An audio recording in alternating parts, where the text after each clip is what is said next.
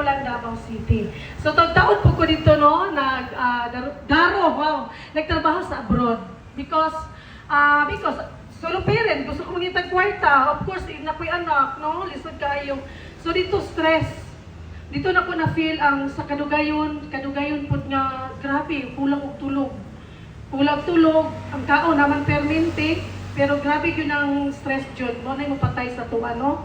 So that time, nag-decide ko nga mauli na lang ko sa Pilipinas kay kanang gusto ko, focus na lang ko sa kong anak.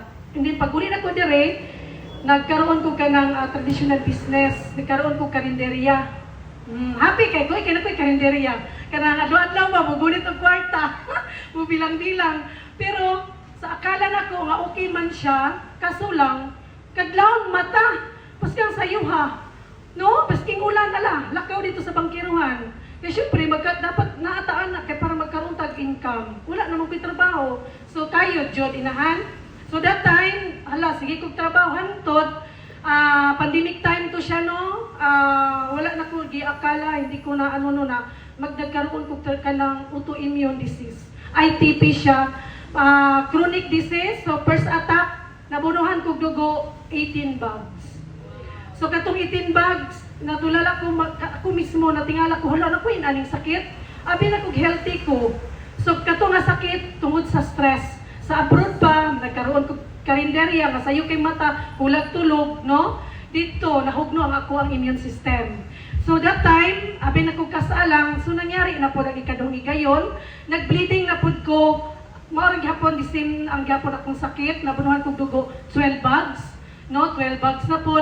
Then, nagampo ko sa Ginoo nga sana dili na mo balik, pero naghapon, ning balik nang gapon siya, another 9 bags. So, that time na nga, instrumento sa Ginoo.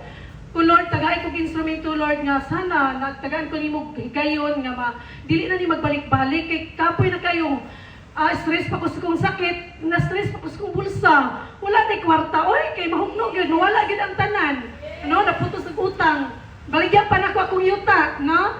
So that time, salamat kay sa Ginoo no nga, wala yun gipakyas ang iyahang pagkuan sa paghatag o instrumento, no, dako ko kay kong pasalamat ani nga product. Dili ko ni may laila ning product ni katong second speaker ganina, no, nagpaila sa kitaan, no, yung OFW po taga Hong Kong, gikan po siya sa Hong Kong. Thank you so much Ma'am Annabel Mundaga, siya nagpila sa product. So katong last attack nako, kay syempre naanad na ko mabunadugo